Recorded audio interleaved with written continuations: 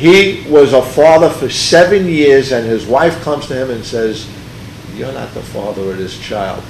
After 7 years. This guy is a part of his child's life, morning, noon, and night. She's the only father that this child knows. This is his daughter. And it's like waking up one day and just having your head cut off, all right? He's been removed from his house. He no longer, not only does he not have a wife and a life and a home that he was building, but he lost his child. And the ironic part is that this guy was her father, was the only father that she knew, and he was the only daughter that he knew. And that was just, that's like, stick the knife in and rip my heart out. You absolutely cannot imagine anything worse than what's happening to thousands, and I would say millions of men, because we have so many stories. You know, we're going to describe some of these stories about married men, married 10, 20 years, 2, 3, 4 kids, and then by circumstance, by maybe a phone call from a stranger in the middle of the night, saying, you know, or a letter or something. Oh yeah, okay, or divorce, or an accident, you know, in a hospital. Oh, you know, good point. Right? Remember that? We had so many stories about that. A transfusion is needed. Right. They're going to give it from the father. All of a sudden, that really happened in Chicago. It really happened. Yes. Out in Chicago. You're not the father. Tell him. Not the father. And then Gary, this poor guy, and this is the truth. I hope people are really paying attention to this. Okay, this poor guy, and this is. If any state in this nation cannot agree with the medical evidence that was provided at this testimony to not allow DNA testing to be a law to prove paternity fraud, I don't know. I lose my faith in the system altogether. Oh yeah. This guy, the child, needed a transfusion, a blood transfusion. The wife didn't want to tell the husband that this child is not yours, so she says nothing. The father gives a blood transfusion to the hospital.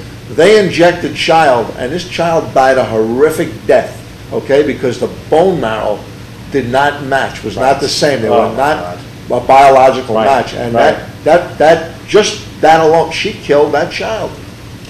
We saw testimony at the town meeting about guys, you know, going through divorce, and they find out that maybe one child is not his child. So then he decides, I want to get the others tested. How many times did it happen? 3 out of 4 of his kids weren't his kids. This wife was cheating on him over how many years, how many decades? You know, okay. But aside from that, Gary, what a living a lie. Aside from that, she runs into the courts, the family courts, to get child support for the child. They're going to use him as the goat. And the law, the court is allowing it, saying that he's still responsible. Makes their job easier. Sorry. They need a goat. Well, they need the goat, and that's. We want to get to this Carnell Smith film clip, so we're going to show that now. This is very important. This is our man Carnell Smith. So here it is. As Brother Eric Gambrell was just saying, my name's Carnell Smith. I'm the founder of the U.S. Citizens Against Paternity Fraud. And I'm one of those people who found themselves in an unfortunate situation that required me to test the limits of the judicial system.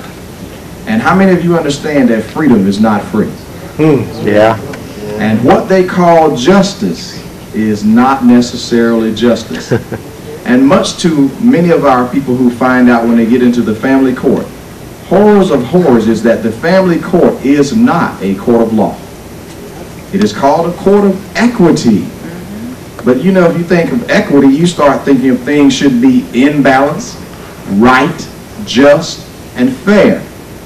But when it comes to paternity fraud, and I'm going to define the term for you, you find out the system is not just, the system is not fair, the system has anything but balance.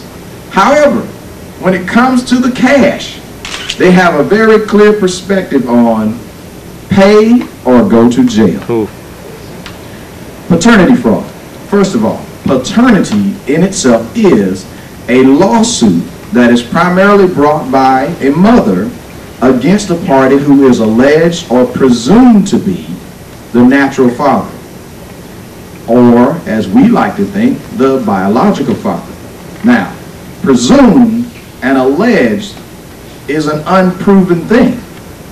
Unfortunately, the system really doesn't care once they have someone's name on the paper. Now, there are two categories of paternity fraud. I forgot to give the definition for the fraud part. Some of the people try to say that it's not fraud. The deliberate concealment of a material fact is fraud. Look in any of your law books. Go look in the Black's Law Dictionary. Go look in Parsons Law. Take your pick in any one that you want to use to define the term. And I say that if you ask a mother, were you aware that you had relations with more than one male? And her answer would be yes. Did you inform the person that you told that I'm pregnant and the baby is yours? Did you tell him there was someone else that could be the baby's father? No. Were you intending to tell him? No. Ladies and gentlemen, you have just heard the defined definition of paternity fraud. Now, there are two categories of fraud. Number one, there is marital paternity fraud. Sometimes when people ask the question, why does little Joey look like the milkman? Well, the obvious answer is because the milkman is little Joey's daddy. And while the marital man, the husband man, was away from home, whether he was gone to work or whether he was out fighting for our country. And I say fighting for our country in the person of the many men who are in the United States Armed Forces, in military as in Navy, Air Force, Marines, Coast Guard. And if I miss some, just give me a little time. I'll find some victims there too. These are officers. These are married men. These are single men. The second category of men who find themselves in this situation are called non-marital paternity fraud victims, of which I find myself in that category. Now, we say we want men to be responsible. We say we want men to take care of their children. You will not hear me, as the leader of U.S. Citizens Against Paternity Fraud, say that I'm against people taking care of their children. I fully support people taking care of their children, and that includes every child that they formally and legally adopt. That includes any children that are born that are theirs. And I use the emphasis on theirs. But now, since we don't make grandmothers pay child support for children that they offer care and support for, we don't make uncles pay child support for children that they step in sometimes and they fulfill the male role model role. Do you understand that if we made that a dangerous thing for people to get involved in helping with children, that you would almost have a category of single moms would be almost untouchable, as in guys would be afraid to date a single mother? Is that really what we want? But with the non-marital paternity fraud, a guy does not even have to have a relationship with the mother. He does not even have to know the mother. And the looks on your faces says, oh, get out of here. There's no way that could happen. And right here in this great state of New Jersey, there's a man who was found to be the father by a technique which they call default judgment.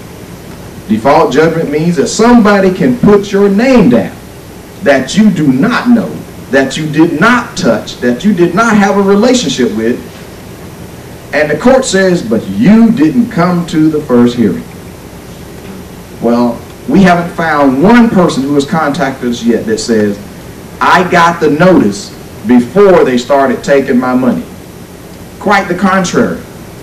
The process servers have actually been cross-examined. We've taken depositions of some of the process servers, and they couldn't even name the correct house that they had been to.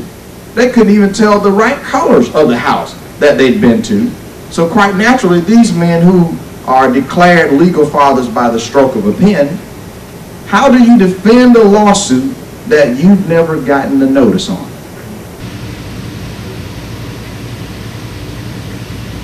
All right, welcome back. Wasn't that a great film clip? That man is amazing. Can you believe it? Like I said before, I mean, this guy really needs to be commended for his efforts. paternityfraud.com.